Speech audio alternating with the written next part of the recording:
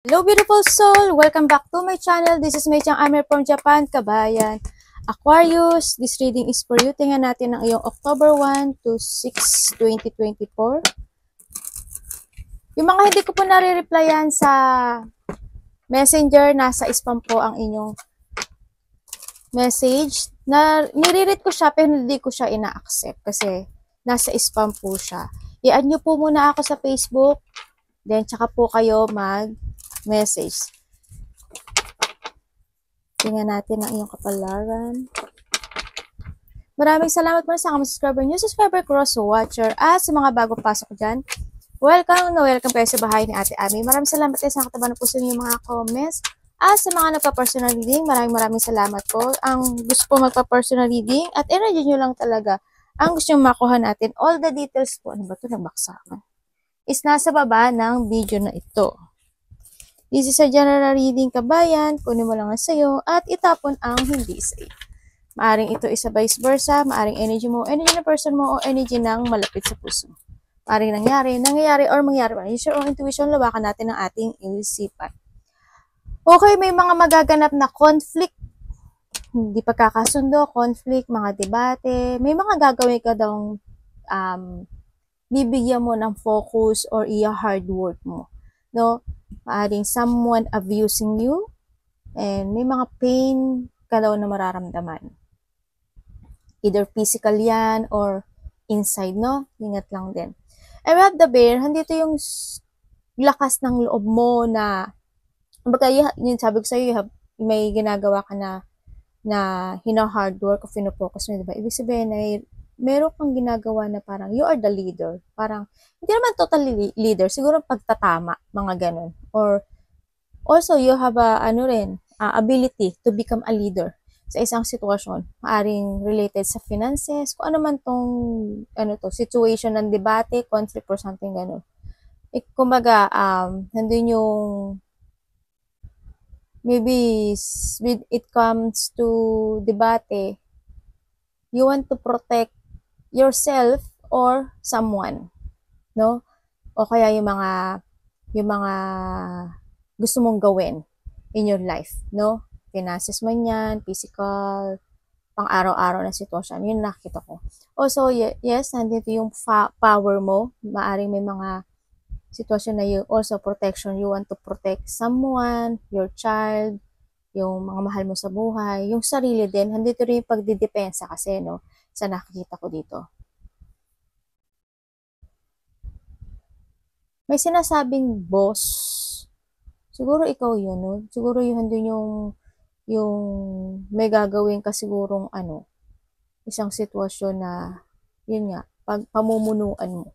Ingat din kayo, hindi ko alam kung ikaw or someone na malapit sa puso mo, ingat kayo sa matatalas no? Kasi di sa sugat.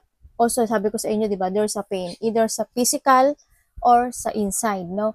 Yes, there's a pain. Maaring matusok ka, mahiwa ka, madapa ka, basta something danger, may accident, may mga, this is a warning, no? May surgery ako nakikita. Hindi ko alam why, ikaw or malapit sa puso mo, may mga biglaan din mangyayari. O sa the harvesting kasi is nandito rin. Sa nakita ko dito kasi dito, may mga harvesting situation ka na hindi ganun kaganda. Or maaring pagdadaanan mo muna yung mga debate, pag-uusap, hindi pagkakasundo, or may mga, kasi kung titingnan ko to, a dark place, parang handun yung sitwasyon na hindi good, no? Yung vibes o yung energy na nandito sa more on painful itong sitwasyon na to, no? Ingat lang din. And syempre we have the coffin. I hope no, walang mawala o nawala, no? Sa nakita ko, either may nawalang buhay or you abandon o inabandonhan ka. Siyempre, when it comes dito sa coffin din, may mga sitwasyon sa buhay mo na magtatapos. No, maaring may mawawala. When it comes kasi may finances din tayo, sinasabi ko sa'yo, andito yung sitwasyon na maaring kulang ka sa finances, o kaya maaring mawala yung pera mo, may masayang, then baka mag-debate kayo doon, o pag-awayan, hindi pagkasunduan, yung mga ganun, maaring may tao dito na aabusuduhin yung kindness mo, yung mga ganun sa nakikita ko dito. Also, by depression, ingat ka rin kasi there's an illness. Maaaring may mararamdaman kang, baka yun nga hindi lang painful inside or outside, siguro baka lagnatin ka, magkasipon ka, mga ganun, sumakit ulo mo, yung mga ganun sitwasyon. Magkakaroon ng transformation sa'yo. Kumbaga, may cycle na mag-i-end sa iyo, no? And then, nakikita ko dito also, when it comes sa pag-aayos, yun nga, because we have the debate, may mga sitwasyon daw na aayusin, may mga pagsasaayos or adjustment sa isang situation. Yun ang nakita ko. Maile-let go ka. It comes dito.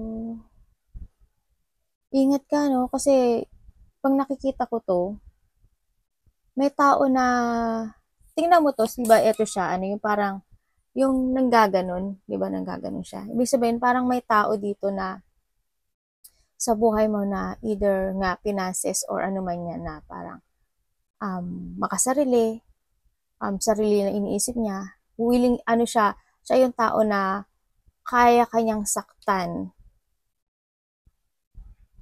na hindi niya isipin na masasaktan ka. Ganun. Yung wala siyang pakailam doon. Kung masaktan ka man o hindi. Yun. Kasi may ganun, di ba? Karat ba yun? Di ba yung mga pandamo, yung sa damo, yung ginaganon? Yun. Ganun.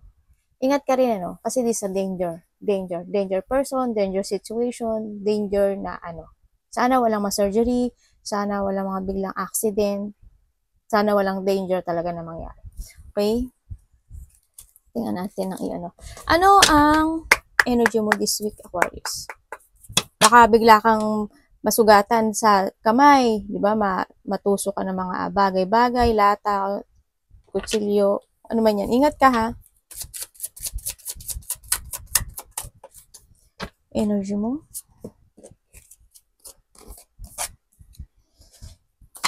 Bakit?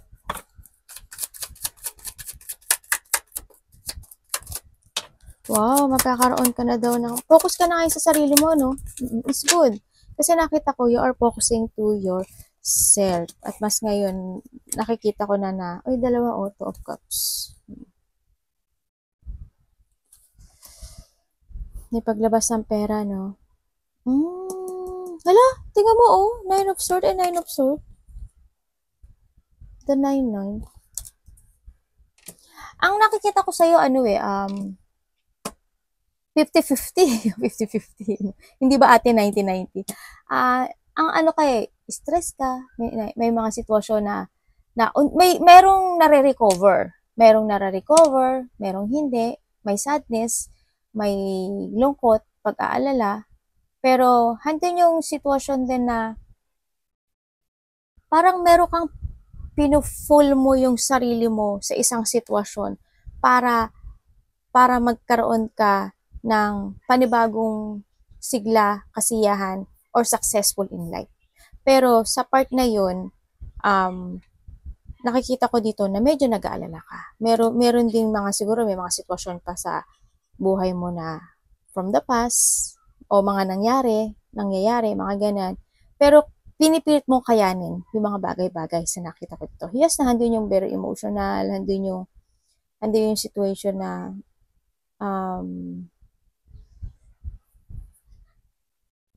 nakikita ko naman yung patient mo dito dahil ito sa 9-9, na handun yung patient mo sa isang situation na parang iniintindi mo. Kasi, mature enough ka sa isang sitwasyon mas nakakaintindi ka or mas iniintindi mo. Pero mature yung nakikita ko sa'yo.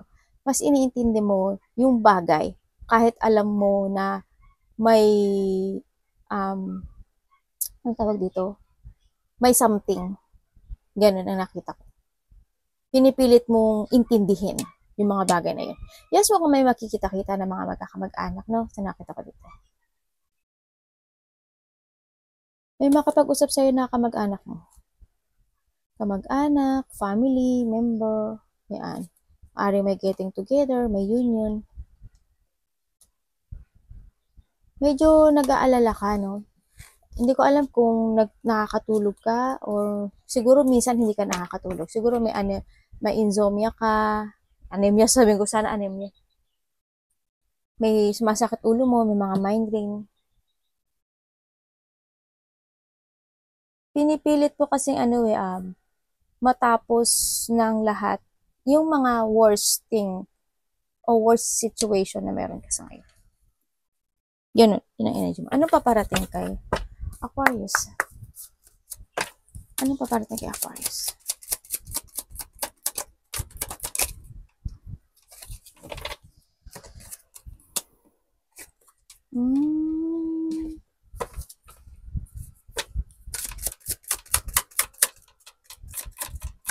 Okay.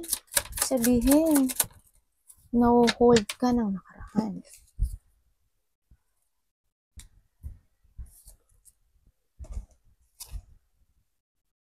Puro ka sword ah. Okay.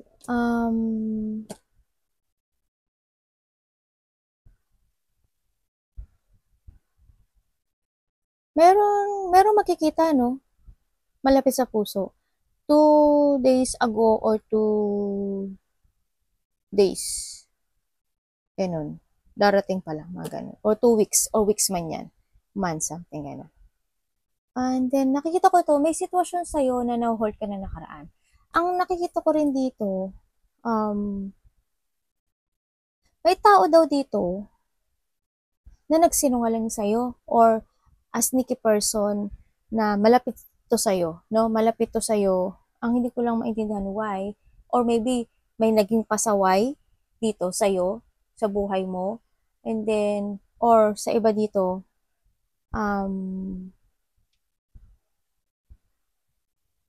may pagdududi, may tao na pinagdududahan mo eh.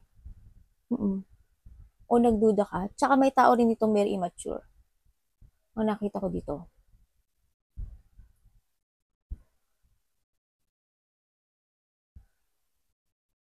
May tao na iinit. May tao na sinungaling, liar, dishonest, ganyan. Sneaky person. Ang hindi ko lang maintindihan. Ibig sabihin, may tao na umalis sa buhay mo. No, sa nakikita ko. Pero, ang hindi ko lang maintindihan, bakit nahuhold ka nito sa nakaraan? Nahuhold ka niya eh. Ibig sabihin, itong tao na to umalis sa'yo, may ginawa siya sa'yo hindi maganda. Ang nakita ko dito.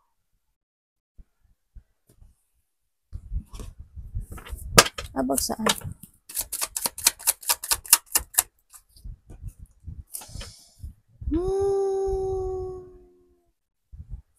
Okay, sinuportahan mo siya. May nalaman ka?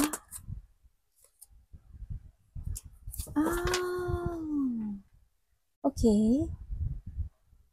Ibig sabihin, siya yung tao na may nalaman sa kanya at binigyan kanya ng hindi magandang kapalaran. Tama ba ako? Hindi magandang cycle ng buhay mo. No, kumbaga, inano kanya, anong tawag doon? Basta hindi maganda. Itong taon to maaring na loss of control sa'yo, pero nakat mo na siya eh. Hinat mo na rin itong tao na to eh. Okay. Tignan ako ha.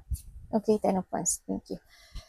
Ibig sabihin, sa hanggang ngayon, ang paparating sa'yo, meron ka pang buhat na mabigat sa'yo. Maaring may sitwasyon na nakaraan.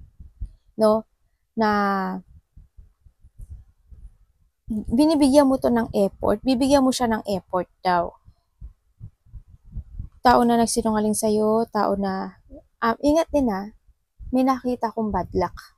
Ha? Ingat kayo when it comes to sasakyan. Kutsilyo, may gulong. Wag naman po sana. Yung pala yung kutsi-kutsihan lang ano. Si ate talaga, mga banat, tinakot pa kami yun eh. Basta yun na lang, wag nyo na lang isipin nyo kasi ang dami yung energy, hindi naman to talaga sa inyo, no? Hindi ko naman alam kung energy nyo to. Basta ingat kayo, hindi man kayo sa malapit sa puso nyo, no? Kung kayo nagsa-drive or may tao na nagda-drive na malapit sa puso mo, pag-ingatan mo, ingat kayo or we pray, no, na walang mangyari. And then what? May tao na, yun nga, nakakapagpa-hold sa'yo. Pero may pag-uusapan kayo. Nakita ko ginibigyan mo ng effort itong sitwasyon na to. Pero ang nakita ko, paulit-ulit na nangyayari. Ito, no? No? Itong bad luck na to. No? Or may bad luck na paulit-ulit na nangyayari. Pero when it comes sa bad luck, hindi ko naman sinasabi na lahat kayo. Halimbawa, when it comes to bad luck, bibigay lang ako ng konting example. Hindi lahat is doon po point sa sinabi ko. Example lang kasi yun. Halimbawa, ilang beses na ako, ano bang gagawin ko? Pinapakausapan ko yung isang tao na kasuhin niya yung ganito, yung ganyan. Halimbawa, sasakyan. Halimbawa, ayusin mo yung sasakyan kasi ganito, sira kasi. Tapos, parang paulit-ulit na lang siya na kahit ayos na. Tapos, after na naman ng isang linggo, sira na naman. O naayos naman, sira na naman. Ay, ayos naman, sira na naman. O kaya, may tao na palagi siyang nangangako. Gagawin niya to, gagawin niya yan. Tapos, puro naman sinungaling. Tapos, sige, mangangako uli siya, tapos sinungaling na naman. Mangako uli siya, tapos sinungaling na naman. Ganun. Yun yung example. Ha? Yan. May kakaroon ng mga delay sa isang sitwasyon mo sa nakikita ko dito. Kumbaga, paulit-ulit siyang mangyayari. May mga paulit-ulit, may mga delay, may mga parang sagabal na nagaganap sa iyong wheel of fortune sa ngayon, ano. Kumbaga, maybe may kaguluhan o pabago-bago ang mga nangyari, no? Hindi napupoint, no? Hindi nagkakaroon ng clarity dun sa sitwasyon na yun. Tingnan natin, dapat maiwasan. Anak, Aquarius, dapat maiwasan.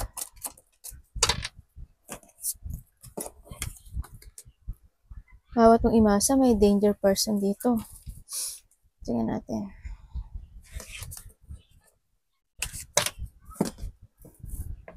Bakit po? Alam mo, kung kayo is magka-partner, sa nakita ko, hindi na kayo sa isa't isa. Yung isa delikado, danger person, tsaka yung isa more on focusing to a money, sa nakita ko. We have the king of the king, oh. Okay. Sa nakita ko, ang dapat maiwasan is yung tao na delikado to. Maaring ito is may taong sakim na related ang money. Tao na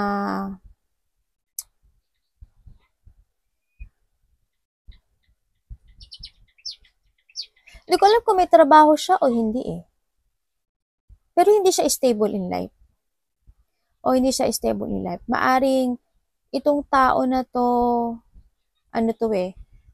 sinuportahan mo siya in the past, or pinautang mo siya in the past, or tinulungan mo siya in the past. Pero nakita ko sa iyo, hindi mo na siya,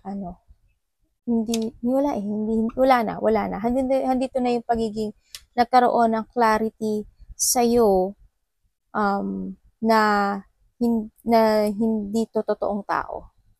Simula pa lang dito, di ba? Na hindi to totoong tao sa nakita ko dito. Tingnan ko nga. Anong nangyari? May tao kasi makasarili. May tao na medyo mas may espiritu niya. Maaring mairita ka sa isang tao na related sa money. Ang nakita ko dito. Anong mangyari po dito?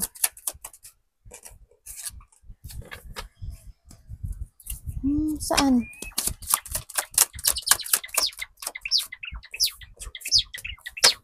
Puro lakas ang tapang. Parang ang tapang mo na. Parang sa nakita ko dito, ang paparating sa'yo, kahit na anong gawin sa'yo ng mga tao na handun na yung pagiging matatag mo eh. At nakita ko hindi ka na maluloko.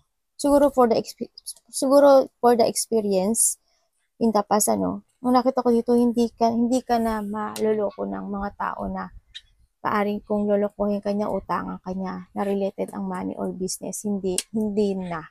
No, sa nakita ko na yun. Pero may hinihintay ka raw. You're still waiting for something, ang nakikita ko. Related ang maaring involve ang money, ganyan, involve ang mga business, mga ganun, ang nakita ko.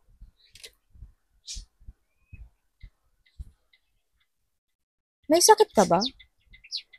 May tao kasi na may sakit eh. Maring sakit ulo mo, paa mo, or may sakit ka talaga. Ingat ka ha. Sino may sakit?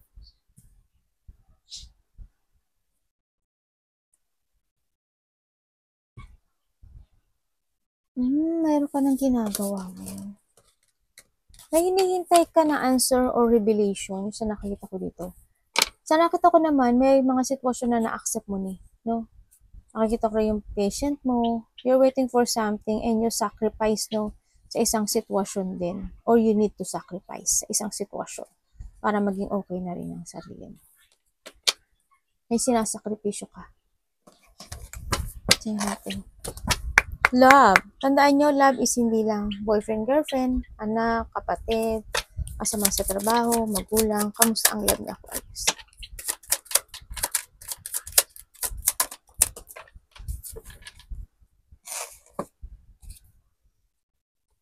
Ay, wala na eh.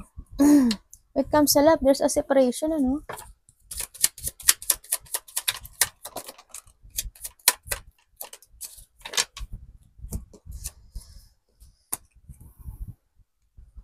Okay, ibig sabihin, when it comes to love, yes, there's a separation. Or maaring hindi kayo nakakasundo. Or there's unhappiness relationship, no? Andun yung sorrow, andun yung sadness, may trauma, emotional pain, ako nakikita sa'yo. Pero, nakikita ko rin naman, because of this pain, naging strong ka. May mga bagay ka na gustong subukan or may sinusubukan ka na ngayon. Andun yung confident mo na umaasa ka sa kumbaga yung hindi ka nasisiraan ng pag-asa sa buhay, na malalakpasan mo yung mga painful na situation sa ngayon. May tao dito na hot temper or magagalitin or minsan nagagalit siya sa nakikita ko dito. Siguro ito yung tao na nanakit sa'yo or someone, no? Ang nakita ko rin dito na may mga little achievement ka daw na magaganap or makukuha o marireceive, no? Sa nakita ko dito. May makikita? May makikita? Ano nangyari? Tingnan. Ibig sabihin, may tutulungan ka ata? May tutulungan kang isang kapamilya? Ang nakikita ko dito? May tutulungan ka daw na isang kapamilya. O tinutulungan mo na. Pero sa nakikita ko dito, kung may tinutulungan ka, asawa, kapamilya, family member, kasama sa trabaho, hindi ko nakita na naging okay. No? Parang hindi yung sitwasyon na na-disappoint ka dito. Either na maaari na-disappoint ka or mga hindi nagkaroon ng intense sa inyo. No, when it comes to your family, nagkaroon din ng intense. When it comes ito sa tao na to, nagkaroon din ng intense. No, ang kumbaga conflict or hindi pagkakasundo. Yes, nagkaroon ka ng heartache dito sa sitwasyon na to, sa nakikita ko, no. Mari may mga pinag-aaralan ka. Nag-aaral ka ba or may taong nag-aaral? Iba dito, anak nag-aaral, ano? Okay, meron ka na pinupukusan na isang sitwasyon eh, pero you still holding itong situation na to kasi may paglabas ng pera. Makikita mga kaibigan. Okay, may bonding, ano? Either kaibigan or ka-family or magkikita. May mga pag-uusapan siguro kayo na. Nakita ko ito. May mga pag-uusap ako nakita na maaring related ang money, yan, o pagtulong, na nakikita ko dito. Pero hindi ko nakikita ang ano eh. Yung dito ha, medyo hindi maganda yung vibes nito kasi may conflict eh. Kumbaga may mga emotional pain or may mga pain ako nakikita dito sa sitwasyon na to. It comes sa love, hindi ko nakikitang maganda. Nagkaroon siguro ng separation sa iba.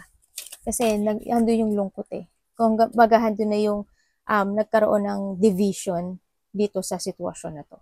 Kumbaga kanya-kanya na, nagkanya-kanya na. Ang nakikita ko dito. Tingnan natin advice po. Ano po advice ko kay Aquarius? What is advice, universe?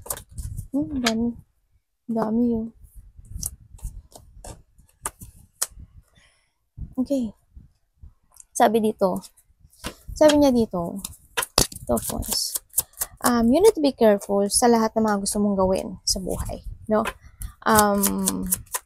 Yung mga pagsubok na darating sa'yo, yun nga, may mga, sa ngayon, nandito ka sa sitwasyon mo na, yun nga, may mga sitwasyon na iniintindi mo, kumbaga, mayroon dito na titignan ko muna to ha, meron dito na tao, kapatid, kamag-anak, kapamilya, kung ano man sila kasama sa trabaho na nagkaroon kayo ng conflict dati o hindi kayo nagkasundo. Maraming may nag-aaway when it comes sa territorial or kung ano. Pero nakita ko itong kung hindi man yung itong pag-aaway o hindi pagkakaintindihan na to o yung nairita ka dito, dumating ka sa part na inintindi mo na lang. Kumbaga nahandun na yung iniintindi mo siya, itong sitwasyon na to, kasi, kumbaga, mas matured ka sa kanya, no? O mas matured ka sa mga tao na to o tao na to sa nakita ko dito. Kaya, kahit na hindi bukas sa loob mo or hindi ganun ka-accepted yung situation, inintindi mo na lang. No? Kumbaga, nagkaroon na ng teamwork, nagkakaroon na ng solusyon, and then may sinasabi rin dito na you need to be careful sa lahat ng mga gusto mong gawin sa buhay mo.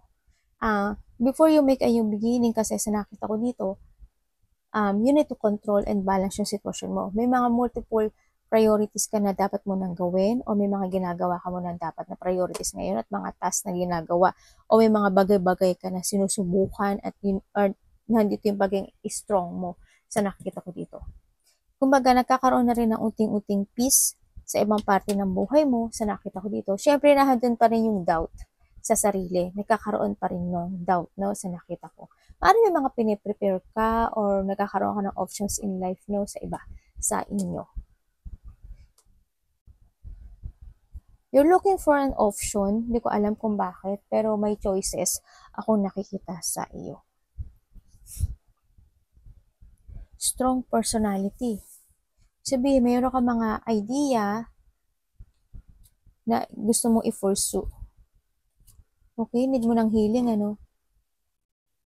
Okay. Binibigyan mo ito na, may mga, handito you are focusing and commitment sa isang sitwasyon. Maybe you want to be perfect, yung isang bagay. Sa nakita ko ito, the advice is you need to be strong. Be careful to your choices, decision making, be prepared. Unahin mga dapat unahin, bago ang ibang bagay or beginning in your life, no? Kasi parang ganun nakita ko. Bago mo gawin, planuhin maigi. Ganun. Kumbaga may process, no? Dito sa sitwasyon na to, sa nakita ko dito. Yan. Arigatou namaste, God bless.